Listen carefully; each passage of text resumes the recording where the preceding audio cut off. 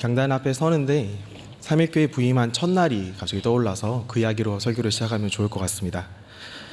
부임한 첫날 엘리베이터를 기다리는데 한 목사님께서 저한테 이런 이야기를 해주셨습니다. 좋은 교회 오셨습니다. 축복합니다. 라는 이야기를 하셨습니다. 이 이야기를 여러분들에게도 좀 전해드리고 싶습니다. 한번 같이 옆에 보시면서 이런 이야기 해볼까요? 좋은 교회 오셨습니다. 네, 축복합니다. 제가 3.1교회 부임한 뒤에 많은 배움을 얻을 수 있는 시간이 있었는데 그중 저에게 있어서 가장 크게 영향력을 준 배움은 선교적 교회 그리고 선교적 성경 해석을 배운 것이었습니다. 혹자는 이것을 신선하고 독창적인 관점이다라고 이야기하지만 제가 3.1교회 와서 경험한 선교적 교회는 하나님의 심정과 하나님의 마음을 성경의 이야기로 잘 드러내는 어떤 일종의 고백과 같은 것이었습니다. 만물과 화해하고자 하는 그 거대한 이야기 속에 하나님께서는 우리를 참여시켜 주시고 그 시선으로 성경을 다시 읽어갈 때 제 삶에 아주 크고 작은 변화들이 일어났습니다. 작년 말에 연구소를 통해서 출간된 선교적 성경 해석학이라는 책을 다 잘 알고 계실 겁니다. 그 책을 이제 몇 날 며칠 읽었던 기억이 있는데요. 그중 선교적으로 구약 읽기라는 파트를 쓴 크리스토퍼 라이트라는 사람이 있습니다.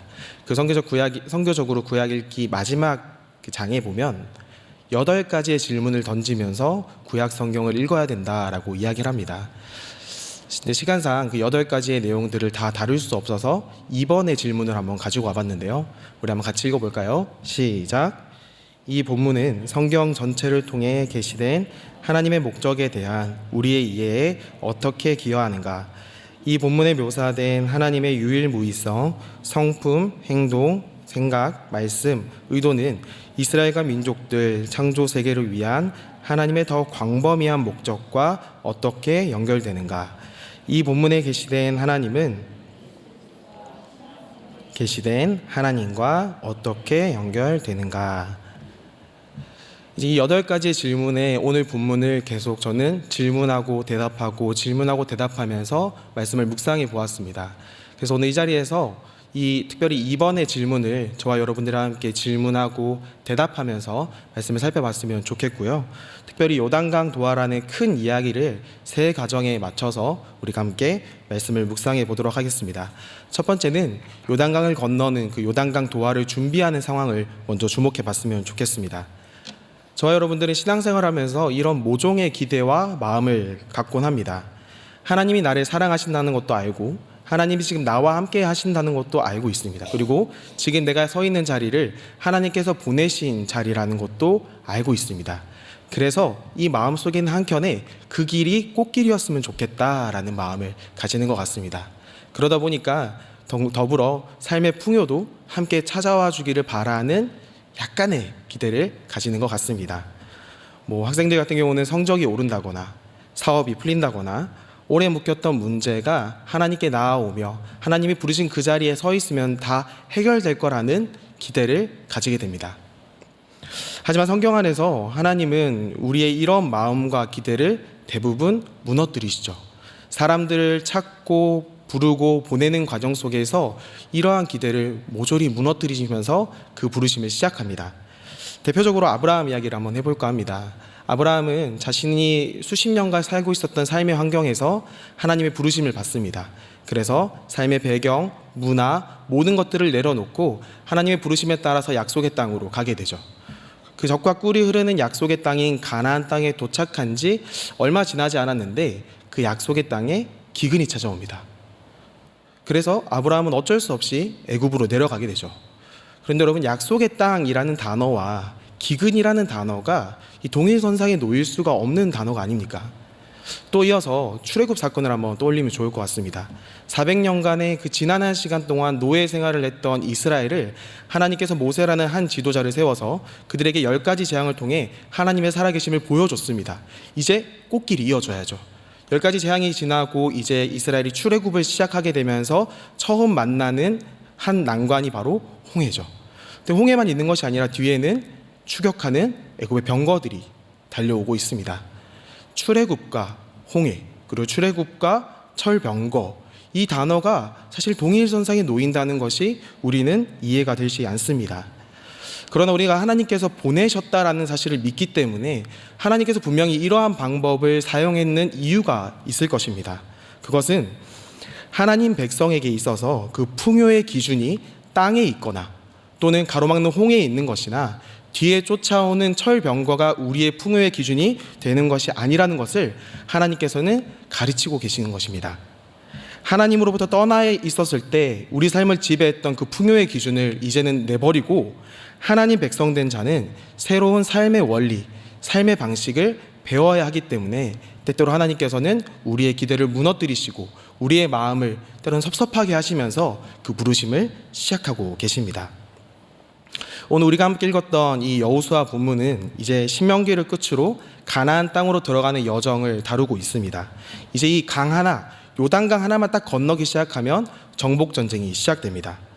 그러나 이 이스라엘 이 행렬의 모습들이 군대처럼은 보이지 않았을 것 같습니다.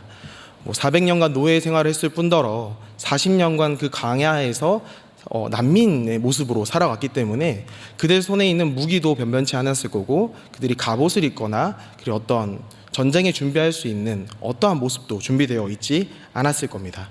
하지만 이들에게도 그런 모종의 마음, 기대가 있었습니다.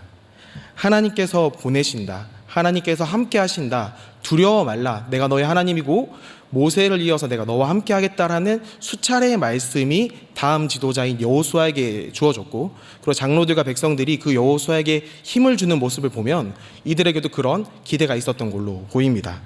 뿐만 아니라 2장에서 여리고 정탐을 갔다 온 그 정탐꾼들의 보고만 보더라도 얼마나 이 사실이 설레지 않을 수가 없습니다.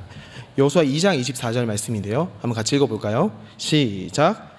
또 여호수아에게 이르되 진실로 여호와께서 그 온 땅을 우리 손에 주셨으므로 우리 앞에서 간담이 녹더이다 하더라. 아멘. 이렇게 커다랗고 부푼 기대와 마음을 가지고 있었는데 이 기대가 완전히 꺾이는 지점이 우리가 오늘 함께 읽었던 여호수아 3장의 말씀입니다. 우리가 1절과 2절 한번 같이 읽어보면 좋을 것 같습니다. 읽어볼까요? 시작. 여호수아가 아침에 일찍이 일어나서 그와 모든 이스라엘 자손들과 더불어 시딤에서 떠나 요단에 이르러 건너가기 전에 거기서 유숙하니라. 사흘 후에 관리들이 진중으로 두루 다니며. 아멘. 이 평소 요단강의 너비는 약 30m 전후라고 합니다. 그러니까 쉽게 건널 수 있는 도로인데, 강인데 대충 이 길이를 여러분들이 이렇게 생각하면 좋을 것 같습니다. 비간과 시간 지나는 횡단보도 거리 정도라고 생각하면 될 것 같아요. 약 200만 명으로 추정되는 이스라엘 백성들이 너무 인원이 많아서 건너는데 시간이 오래 걸리겠지만 그 정도는 건널 수 있는, 쉽게 지나갈 수 있는 강이었습니다. 그런데 이 팔레스타인 지역의 특정 시기에는 그 강의 모습이 조금 변하기 시작합니다. 보리 추수 시기인 유대음력 1월에는 우기 막바지 시기로 이제 봄이 찾아오면서 큰 비가 내리기 시작합니다. 그리고 봄이 다가오니까 온도가 올라가서 헐몬산이라고 불리는 그 꼭대기에 있는 눈들이 녹기 시작합니다. 그래서 그 눈이 다 녹아서 요단강으로 흘러 들어오게 되는 거죠. 그래서 여러분들이 요단강을 떠올릴 때 홍수가 나서 범람이 된 강을 상상해 보시면 좋은데, 그 너비가 30m에서 얼마만큼까지 늘어나냐면 많게는 1km까지 그 너비가 늘어납니다. 교회 비관 기준에서 남현역 정도까지 이제 이 강의 너비가 늘어나게 되는 것이죠. 여기서 아무리 수영을 잘하는 분들도 그 강을 건널 수는 없을 겁니다. 그리고 200만 명이나 되는 이 노인과 아이, 여인을 데리고 있는 이 이스라엘 행렬이 그 강을 건널 수는 없었을 것입니다. 우리 여호수아 3장 15절 한번 읽어보도록 하겠습니다. 시작. 요단이 곡식거두는 시기에는 항상 언덕에 넘치더라. 궤를 맨 자들이 요단에 이르며 궤를 맨 제사장들의 발이 물가에 잠기자. 아멘. 그런데 그 평소에 30m밖에 되지 않는 그 요단강의 수많은 시기에 이스라엘 백성들이 도착했던 것이 아니라 마침 우연히 그 보리 추수하는 시기, 곡식을 거두는 시기에 이스라엘이 도착한 것일까요? 정말 우연하게 수많은 날들이 있는데 1월 그 시기에 이스라엘이 도착한 건 아니겠죠. 한번 따라해 볼까요? 하나님의 경영에 우연은 없습니다. 우리가 이 믿음의 고백을 가지고 있죠. 하나님의 경영에는 우연이 없습니다. 그러니까 하나님의 경영을 마주하는 사람의 입장에서는 늘 상황이 너무나 완벽하게 맞아떨어지니까 이것을 설명할 도리가 없어서 우리는 이것을 때때로 우연, 마침이라고 고백하게 되는 것이죠. 하나님은 정확히 의도를 가지고 이스라엘 백성들을 이 범람하는 시기에 이 요단강에 도착하게 하셨고 3일 동안 그 요단강에 진을 치고 멈추게 하셨습니다. 그리고 이 요동치는 범람하는 요단강을 지켜보게 하셨습니다. 왜 하나님께서 이 범람하는 요단강을 지켜보게 하셨을까요? 그리고 그들의 모든 기대와 마음이 사기가 있어야 전쟁에 승리할 수 있을 텐데 그 사기를 굳이 무너뜨리시면서 그곳에 세워두셨을까요? 그것은 바로 하나님께서 이스라엘이 철저히 그들이 속수무책 상태인 것을 원하셨기 때문입니다. 정복 전쟁 시작부터 온전히 하나님만을 의지하는 상태로 만들기 원하셨습니다. 백성들은 이 거대한 자연 앞에서 야, 이거 내 힘으로 건널 수 없겠는데? 이거는 도저히 안 되지 라는 것을 주목하고 한계를 경험하게 되었을 겁니다. 그렇게 하루가 지나고 이틀이 지나고 3일이 지나면서 무력감과 실패, 절망감은 조금씩 희망으로 바뀌게 되는데 그들의 부모를 통해서 들었던 한 사건이 있었죠. 그것은 바로 출애굽을 알렸던 홍해 사건이 그들의 머릿속에 떠오르기 시작했을 것입니다. 이 요단강은, 이 범람하던 요단강은 내 힘으로, 이스라엘의 힘으로 건너는 것이 아니라 누구의 힘으로 건널 수 있는 것이죠? 오직 하나님 힘으로만 건널 수 있는 것이구나 라는 사실을 깨닫는 자리였던 것입니다. 그렇기에 3일의 시간은 하나님께서 의미 없이 내버려 두거나 이스라엘을 굳이 낙담시키고 사기를 저하시켜서 하나님의 힘을 과시하려고 그 자리에 두신 것이 아닙니다. 앞으로 이제 수많은 전쟁을 앞두고 있는데 이 수많은 전쟁을 앞두고 이스라엘은 반드시 하나님 백성의 자세를 가져야만 했습니다. 그래서 믿음의 시간을 하나님께서 준비시켜 주신 것입니다. 2장에 나타난 여리고 왕의 태도를 보았을 때 가나안 민족들이 이 이스라엘을 계속해서 주목하고 있었다는 것을 알 수 있습니다. 강이라는 건 군사적 요충지이죠. 특히 범람하는 강을 건너온다라는 소식을 들을 때 적군들은 이 범람하는 강을 건너오자마자 공격하는 것이 가장 적절하고 지혜로운 일일 것입니다. 아주 기진맥진한 상태로 넘어올 거니까요. 그런데 여호수아가 조금 특이한 지시를 합니다. 손에 검을 들고 방패를 들고 그 범람하는 강을 건너야 된다면 건너야 될 텐데 이들의 손에 무기를 쥐어주는 것이 아니라 스스로를 성결하게 하라라고 이야기합니다. 어떤 무기나 갑옷을 매는 것이 아니라 성결하라고 이야기합니다. 더불어 전체 이야기 속에서 이스라엘이 침묵하고 순종하게 되는데 이 두 가지를 우리가 함께 좀 주목해서 봤으면 좋겠습니다. 여호수아 3장 5절 말씀입니다. 한번 같이 읽어볼게요. 시작. 여호수아가 또 백성에게 이르되 너희는 자신을 성결하게 하라. 여호와께서 내일 너희 가운데에 기이한 일들을 행하시리라. 아멘. 성결, 거룩, 하나님의 관계를 손상시킬 수 있는 모든 것과의 분리를 의미합니다. 1차적으로는 부정한 일로부터 떠나는 것이지만 이 성결이라는 단어의 핵심은 하나님과의 관계를 올바르게 세우는 것입니다. 그때 비로소 온전한 순종을 할 수 있게 됩니다. 그렇게 성결과 순종은 분리될 수 없는 단어입니다. 이것이 하나님께서 가나안 땅에서 이 이스라엘 백성들이 싸워갈 무기로 주신 하나님의 무기였습니다. 이스라엘 백성들이 어떤 것도 무기를 가지지 않고 넘어간 것이 아니라 하나님이 그의 양손에 성결과 순종이라는 무기를 쥐어주신 것입니다. 이 전투의 양상은 앞으로 일어날 가나안의 모든 전쟁에서 동일하게 일어나게 될 텐데 가나안 전쟁의 승패는 성결과 순종을 붙잡느냐 아니면 가나안 신의 방식, 이방 나라의 방식을 붙잡느냐에 달려 있습니다. 오늘 이 자리에도 이 요단강, 범람하는 요단강과 같은 3일의 시간을 보내는 성도들이 있을 수 있습니다. 범람하는 이 요단 앞에서 간절한 마음에 이 저녁에 자리에 나온 줄 알고 있습니다. 그러나 다 이해할 수 없고 또 다 설명할 수 없는 일 앞에 우리는 그럼에도 불구하고 하나님이 보내신 자리임을 믿을 수밖에 없습니다. 이제 하나님을 전적으로 의지하는 자에게 하나님이 스스로 이렇게 보여주십니다. 내가 어떤 하나님인지, 하나님이 어떠한 일을 행하시는지 이제 요단강 도하를 통해서 보여주실 텐데 오늘 이 말씀이 그렇게 간절히 기다리는 요단강 범람하는 앞에서 눈물을 흘리며 서 계시는 우리 성도님들에게 큰 위로가 있기를 바랍니다. 우리 두 번째 요단강 도하 장면을 함께 살펴보고자 합니다. 3장 3절 말씀 함께 읽어보도록 하겠습니다. 시작. 백성에게 명령하여 이르되 언약궤에 매는 것을 보거든 너희가 있는 곳을 떠나 그 뒤를 따르라. 아멘. 이제 언약궤라는 것이 등장하게 됩니다. 이 언약궤는 여러분들 잘 알고 계시듯이 하나님의 임재를 상징하는 물건입니다. 그러나 이 후대 이스라엘 자손들 중에는 언약궤 자체가 능력이 있다라고 오해해서 또는 그렇게 믿고 싶어서 블레셋 전투에 사용한 사례가 있습니다.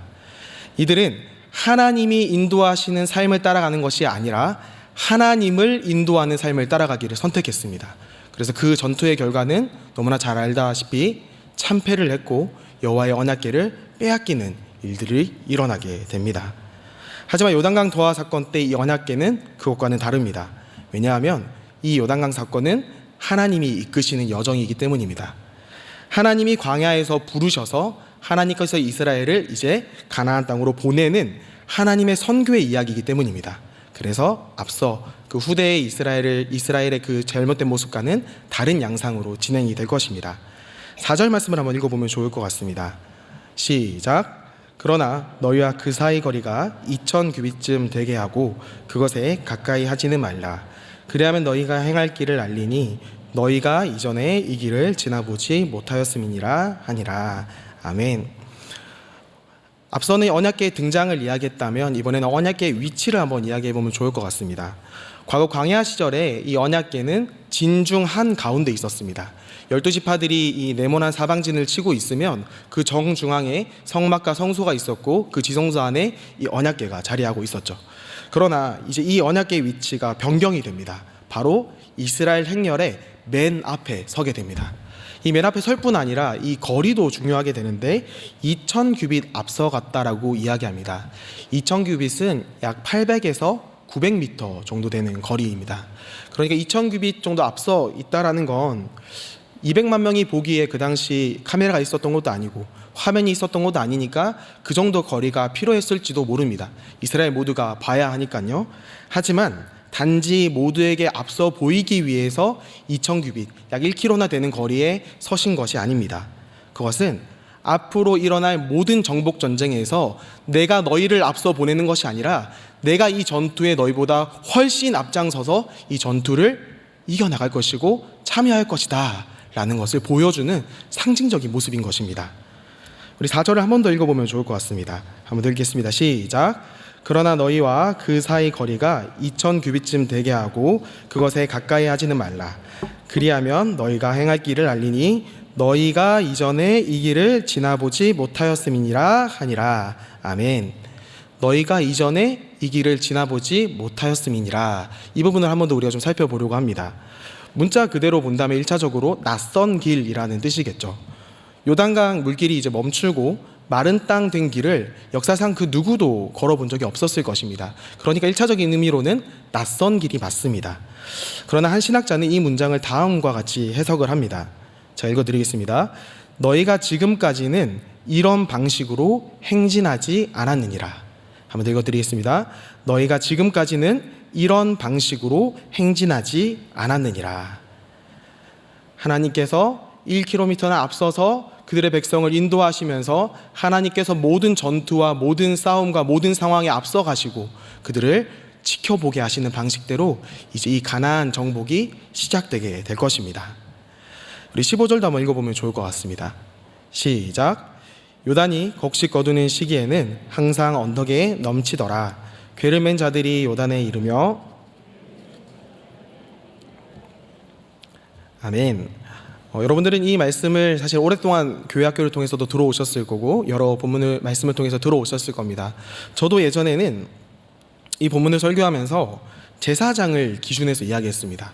이 범람하는 요단강에 제사장이 발을 담그는 그 믿음, 헌신, 용기가 필요하다. 그래서 우리도 세상 가운데 발을 내딛어야 됩니다. 저도 이렇게 설교한 적이 있었습니다. 그러나 본문을 묵상하면서 아까 앞서 이야기했던 선교적 성경 해석에 따라서 본문을 다시 살펴보는데 그렇지 않더라고요. 이 이야기에서 어느 부분도 사람이 주인공이 된 적이 없습니다. 그렇다면 제사장도 이 이야기에서 주된 인물이 될 수 없는 거겠죠. 이 기준은 요단강이 갈라지고 행렬이 시작되고 행렬의 끝이 되는 기준은 모두 언약궤입니다. 언약궤가 입수한 순간 강물이 끊어졌습니다. 그런데 이 그림도 주일학교에서 우리가 그림을 잘못 배운 게 있는데, 언약궤가 딱 갈 때 강물이 이렇게 갈라지는 것을 우리가 머릿속으로 기억하고 계시죠? 그럼 본문을 한번 잘 읽어보시면, 언약궤가 이제 강물로 들어간 순간 상류에 위치한 사르단에 가까운 아담성이라는 곳에 이제 이 상류에 뚝이 생기게 됩니다. 그러니까 물이 멈추게 되는 거죠. 갈라지는 것이 아니라 상류에 물에 뚝이 생겨서 내려오는 모든 물을 막고 있는 것입니다. 학자마다 이 아담에 대한 의견이 조금 다 다릅니다. 아담이 어디냐라고 한 것에 아직 공통적으로 일치된 견해가 나오지 않았습니다. 그러나 그 이야기들을 잘 종합해 보면 최소 32km, 그리고 길게는 42km 정도 떨어져 있다고 이야기합니다. 그러니까 여기 바로 앞에서 요단강이 멈춘 게 아니라 상류 40km 가까운, 약 50km에 가까운 거리에서 하나님께서 그 물을 멈추시고 여기까지 모든 물을 마르게 하신 겁니다. 그러니까 정말 장관과 같은 모습이었을 것입니다. 이 50km를 또 제가 어느 정도인지 또 설명을 해드려야 될 것 같아서 지도를 한번 찾아봤는데, 한강을 기준으로 하남부터 김포까지 강이 끊어진 겁니다. 그리고 그 가운데 이스라엘이 걸어가게 되는 것이죠. 이때 이스라엘 백성이 무엇을 했을까요? 찬양을 하거나 이렇게 달려가거나 그러지 않았습니다. 2000규빗, 약 1km 떨어진 곳에서 하나님의 일하심을 그저 바라보았습니다. 우리는 하나님이 다 하신다, 이 위대한 명제를 오늘 본문 가운데 바라보고 있습니다. 사랑하는 성도 여러분, 하나님이 다 하신다라는 고백이 우리의 입술의 고백에서 끝나는 것이 아니라 하나님께서 역사 속에서 날마다 보여주셨고 날마다 우리에게 증명해 주셨습니다. 그래서 여러분의 삶 속에 하나님이 다 하신다라는 고백이 더불어 눈에 보이는 은혜가 있기를 축복합니다. 이제 이 언약궤 안에 들은 이 물건과 그리고 신약으로 한번 연결해 보도록 하겠습니다. 이 언약궤 안에는 인간의 죄를 상징하는 3가지 물건이 들어가 있습니다. 아론의 쌍난 지팡이, 그리고 만나, 그리고 2 돌판. 이 인간의 불순종과 죄를 상징하는 3가지 물건 여기 있습니다. 평소에는 이 언약궤 안에 두고 그 위에 제물의 피를 덮는 방식으로 제사를 드리게 됩니다.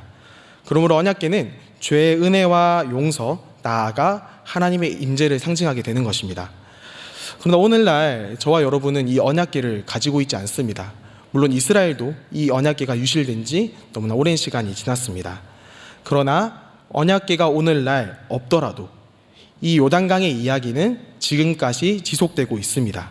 왜냐하면 물리적 언약궤가 없다 할지라도 언제나 우리의 죄를 가려주시고 우리와 언제나 하나님을 함께 해줄 수 있는 분이 계시기 때문입니다. 그분이 누구시죠? 예수님입니다. 예수님께서 완전한 언약궤가 되어주셨습니다.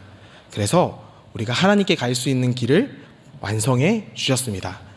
지난주에 구원에 대해서 초등부 아이들에게 설교하면서 이러한 비유로 가르쳤습니다. 여러분들께도 소개를 해드리고 싶어서 한번 가져와 봤습니다.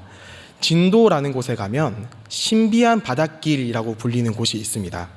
평소에는 섬과 이 육지가 떨어져 있어서 갈 수가 없는데 조차 현상, 조석 현상이라고도 불리는데 그 현상으로 인해서 특정한 시기에 또 썰물 때가 되면 길이 나타나는 것이죠. 그래서 현대판 요단강의 기적 이렇게도 불리기도 하는데 거기에 이제 평소 갈 수 없던 섬에 갈 수 있는 길이 생기게 됩니다. 그런데 여러분, 그 길을 내비게이션으로 찍는다고 해서 그 길이 나오지 않겠죠. 왜냐하면 그 길은 아주 일시적이고 임시적인 방법이기 때문입니다. 예수님께서 우리와 하나님을 연결해 주는 길은 그런 길이 아니겠죠. 오히려 그런 길은 구약의 제사와 같다고 볼 수 있습니다. 그렇다면 다리와 같을까요? 우리가 예수님과 하나님 사이를 연결해 주는 걸 다리로 많이 비유를 하고 있습니다. 그러나 바다에 사셨던 분들 아시겠지만 비바람이 크게 불고 풍랑이 크게 치게 되면 그 다리도 이용할 수 없게 됩니다. 그러면 예수님의 길은 어떤 길일까라고 이제 초등부 아이들이 이렇게 설명해 주었습니다. 바다가 조금도 주장할 수 없게 바다를 메워버린 간척한 땅과 같다라고 아이들에게 설명해 주었습니다. 요단강이 마른 땅이 된 것처럼 예수님은 죄의 바다를 가득 메워서 죄의 흔적을 도저히 찾을 수 없게 만들어주신 간척과 땅과 같은 길을 우리에게 만들어 주셨습니다. 그래서 오늘 우리는 물리적인 언약궤가 없다 할지라도 완전한 언약계이신 예수님으로 인해 이 요단강의 이야기를 이어갈 수 있습니다. 그리고 오늘 우리와 함께 하시는 이 예수님이 우리를 세상 속에 보내고 계십니다. 그러나 결코 우리를 먼저 보내지 않으십니다. 너희 먼저 가거라 라고 보내지 않으십니다. 예수님이 먼저 십자가로 세상을 이기시는 것을 보여주셨습니다. 그리고 자신이 앞서간 길을 우리에게 오늘도 보내고 계십니다. 그래서 범람하는 이 세상 앞에, 요단과 같은 시대 앞에 이 말씀을 여러분에게 소개하고 싶습니다. 여호수아가 두려워할 때 이렇게 말씀하셨습니다. 한번 같이 읽어볼까요? 시작. 내가 너에게 굳세고 용감하라고 명하지 않았느냐? 너는 두려워하거나 낙담하지 말아라. 내가 어디로 가든지 너의 주 나 하나님이 함께 있겠다. 한번 더 읽어볼까요? 시작. 내가 너에게 굳세고 용감하라고 명하지 않았느냐? 너는 두려워하거나 낙담하지 말아라. 내가 어디로 가든지 너의 주 나의 하나님이 함께 있겠다. 아멘.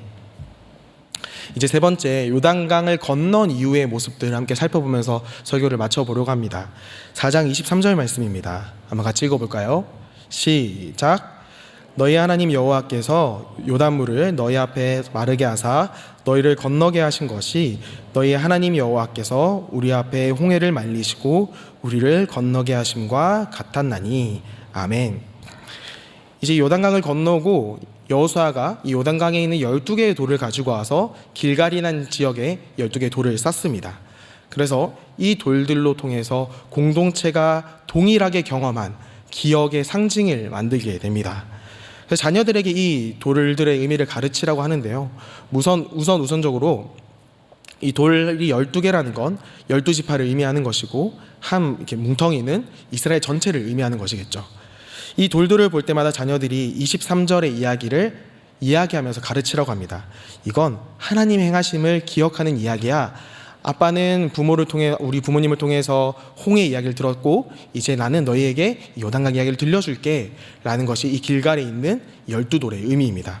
아마도 이렇게 말하지 않았을까요? 부모들이 앞으로 정복전쟁에서 너희가 바라볼 건 이 범람하는 요단강도 아니고 가나안 민족도 아니라 하나님이야. 이 돌들을 볼 때마다 저는 부모들이 이렇게 이야기해 주었을까라고 생각합니다. 여호수아서 4장 24절도 한번 읽어보면 좋을 것 같습니다. 시작. 이는 땅의 모든 백성에게 여호와의 손이 강하신 것을 알게 하며 너희가 너희 하나님의 여호와를 항상 경외하게 하려 하심이라 하라. 아멘. 이 12돌은 공동체의 기억과 경험을 다룰 뿐 아니라 또 교육적인 의미를 다룰 뿐 아니라 선교의 의미도 다루고 있습니다. 또한 이 땅의 모든 백성에게 여호와의 권능을 알기 위함이다. 이 문장을 두 글자로 만들면 선교, 우리가 그토록 교회에서 배웠던 선교의 이야기 아닙니까? 이스라엘은 단지 자신만을 위해 존재했던 민족이 아닙니다. 하나님은 이스라엘 민족뿐 아니라 온 세상을 사랑하셨기 때문입니다. 그래서 이스라엘을 통해 땅의 모든 족속이 하나님을 마주하고 하나님과의 관계가 회복되기를 기대하셨습니다. 그렇기에 이제 이 가나안 땅의 이야기, 정복 이야기는 하나님의 선교라는 그 큰 이야기 속에서 읽어져야 됩니다. 그리고 저와 여러분의 이야기가 이 가나안 이야기의 연속성에 있다면 저와 여러분의 삶의 이야기도 하나님의 이야기로 읽어져야 합니다. 그 은혜가 있기를 축복합니다. 이제 특세와 국내의 선교가 계속해서 이어질 것이고 우리 매주 공예배의 자리가 있습니다. 저는 이러한 자리들이 우리 3.1교회가 함께 누리는 공동체의 경험과 기억이 되었으면 좋겠습니다. 청파로 304 바로 이 자리죠. 이 자리가 부모들이 자녀들에게 해줬던 이 이야기가 계속해서 들려지고 기억됐으면 좋겠습니다. 앞으로 정복전쟁과 같은 일상에서 우리가 바라볼 건 범람하는 요단도 아니고 거대한 가나안 민족도 아니야. 우리보다 앞서가신 하나님이 우리를 이끌고 계셔. 우리는 낙담을, 실망을, 무너짐을 손에 쥐는 것이 아니라 성결과 순종을 쥐고 세상을 향해 나아가자라는 이야기가 바로 이 자리에서 저와 여러분의 공동체의 경험과 기억이 되어서 그것들을 전할 수 있는 그런 좋은 교회가 되었으면 좋겠습니다. 더불어 일상의 선교사로 보냄받은 우리의 삶이 앞서 말한 것처럼 하나님의 선교로 읽어지고 하나님의 선교로 해석되어지기를 바랍니다. 그래서 우리 이웃들이 우리의 모습을 통해서 하나님을 마주하고 하나님을 경외하기를 소망합니다. 이제 말씀을 정리하고자 합니다. 요단강 도하를 통해서 이 모든 여정을 계획하시고 그리고 가나안 땅과 요단강으로 보내시는 분이 하나님임을 우리는 확인했습니다. 그렇다면 오늘 우리를 삶의 자리로 보내시는 분도 하나님이십니다. 해석되지 않을 수도 있고 이해되지 않을 수도 있습니다. 그러나 우리의 해석보다 크고 우리의 이해보다 크신 하나님을 신뢰하기에 요단강과 같은 세상을 향해 우리 담대히 나아가는 사랑하는 3일의 모든 가족 되기를 축복합니다. 이제 종교개혁자 칼빈의 한 이야기로 설교를 마치겠습니다. 한번 띄워주실까요? 네, 제가 읽도록 하겠습니다. 호기심으로 주님이 무엇을 하실지 묻지 않고 그분이 선언하시는 것이 과연 어떻게 수행될 수 있을지에 대해 은근히 논박하지 않고 우리의 모든 염려를 그분의 섭리에 맡기고 우리가 의지하는 그분의 능력은 한이 없어서 우리의 생각을 세계 위로 올리고 우리가 이성으로 이해할 수 없는 것을 믿음으로 받아들이게 한다는 것을 아는 것은 정말로 믿음의 특징이다. 저와 여러분들이 이 믿음 가지고 선교의 자리, 일상의 자리, 모든 자리에 하나님의 선교사로 살아가기를 기도합니다. 이 시간 우리 하나님의 부르심이란 찬양 함께 고백하고 기도하도록 하겠습니다.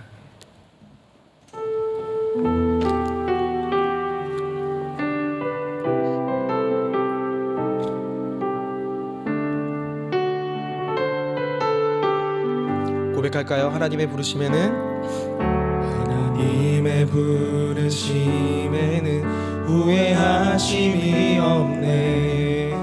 내가 이 자리에 선 것도 주의 부르심이라. 하나님의 부르심에는 결코 실수가 없네.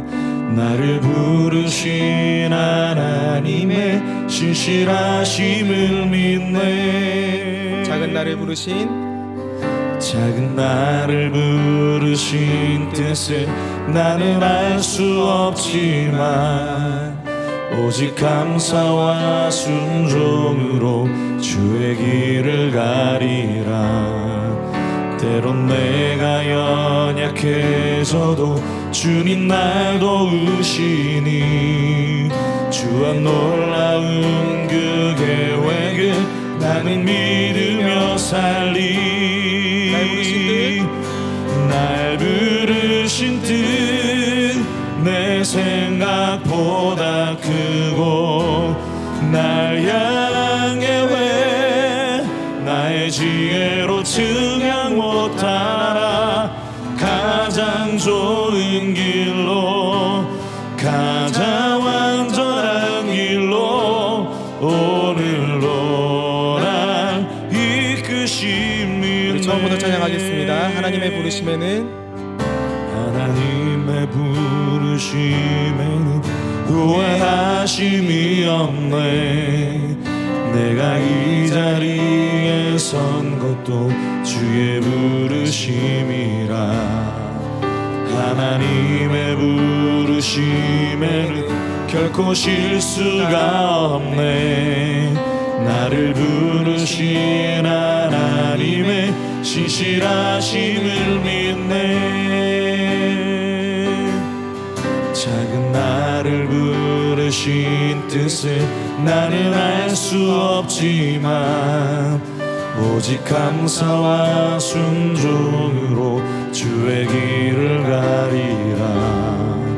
때론 내가 연약해져도 주님 날 도우시니 주의 놀라운 그 계획을 나는 믿으며 살리.